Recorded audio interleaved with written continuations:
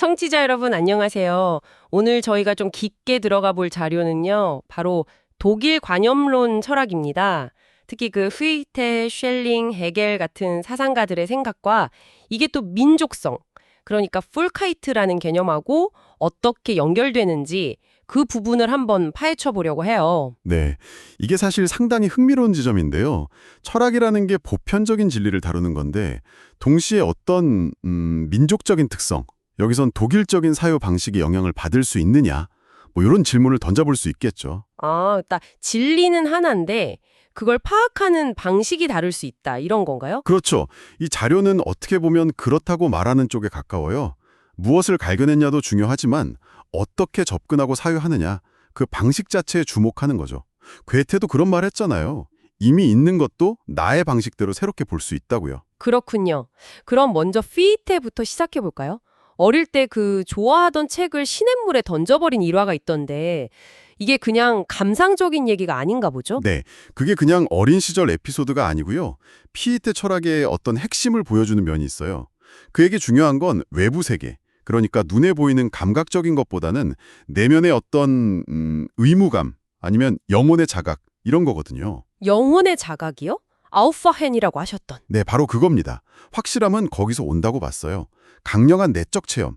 그래서 벽을 생각하라고 요구했던 것도 그냥 벽의 이미지가 아니라 그 행위를 통해 뭔가 내면의 현실을 직접 부딪혀보라는 거죠. 아, 데카르테랑은 좀 다르네요. 생각하는 나가 아니라 뭔가 더 능동적인 느낌인데요? 맞아요.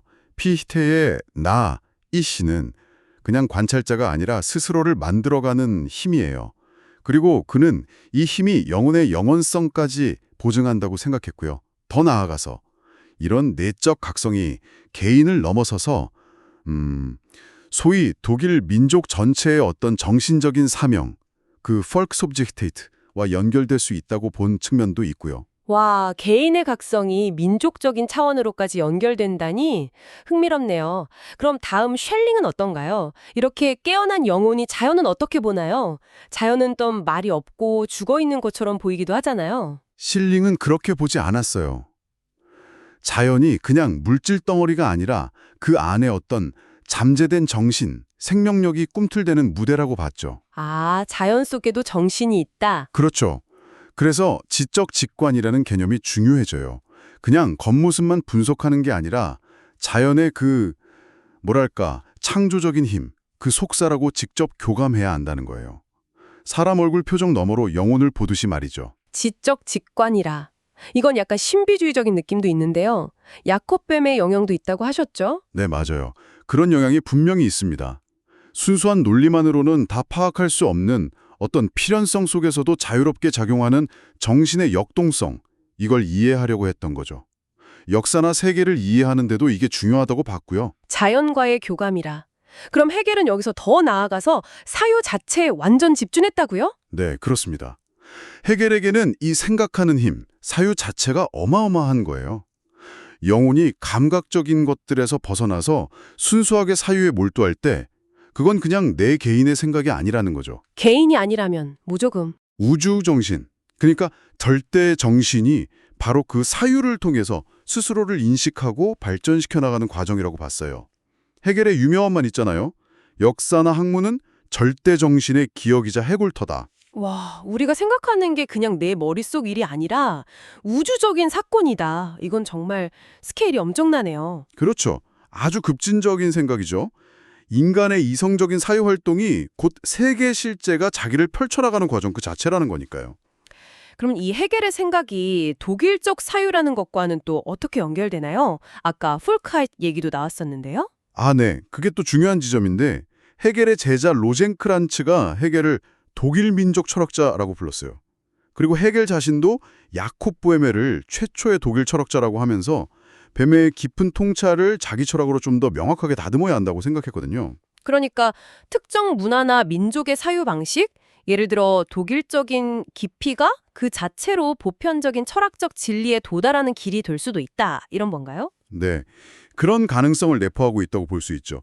어떤 독일적인 사유의 특수성이 오히려 보편적인 진리를 드러내는 데 기여할 수 있다는 생각. 물론 이 부분은 해석의 여지가 많고 논쟁적인 부분이기도 합니다만. 그렇죠. 모든 걸 이렇게 정신이나 사유 중심으로 설명하려는 흐름에 대해서 비판도 만만치 않았을 것 같은데요? 당연히 있었습니다. 자료에서도 유물론적인 비판, 카르네리 같은 인물도 언급되고요. 특히 에두아르트 폰 하르트만이 제기한 무의식의 문제가 중요하죠. 무의식이요? 네. 우리의 의식이라는 게 사실은 우리가 잘 모르는 몸의 상태나 어떤 무의식적인 힘에 의해서 크게 좌우되는 거 아니냐. 이런 주장은 순수한 정신활동을 강조했던 관념론에는 상당히 큰 도전이었죠. 그렇겠네요. 그럼 이런 비판들을 그냥 받아들이기만 한 건가요? 아니면 이걸 넘어서려는 시도도 있었나요? 네, 넘어서려는 시도가 있었죠.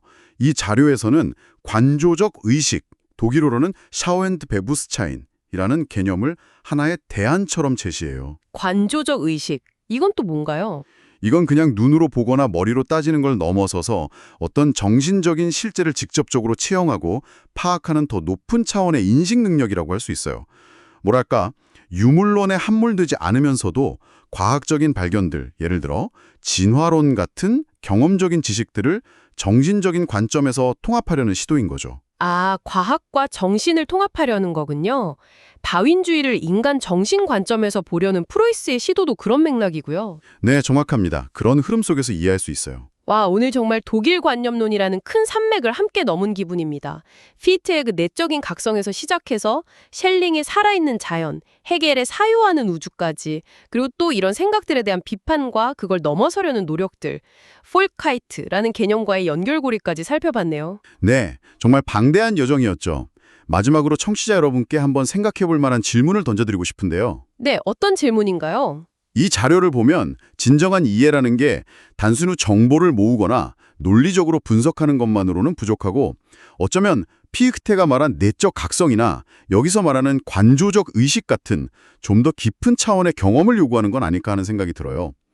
만약 여러분이 단순히 지식을 처리하는 걸 넘어서서 그런 종류의 의식을 한번 개발해 본다면 세상을 보고 또 그 안에 나 자신을 이해하는 방식이 어떻게 달라질 수 있을까요?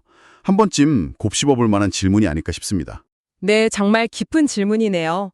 오늘 함께 해주셔서 감사합니다.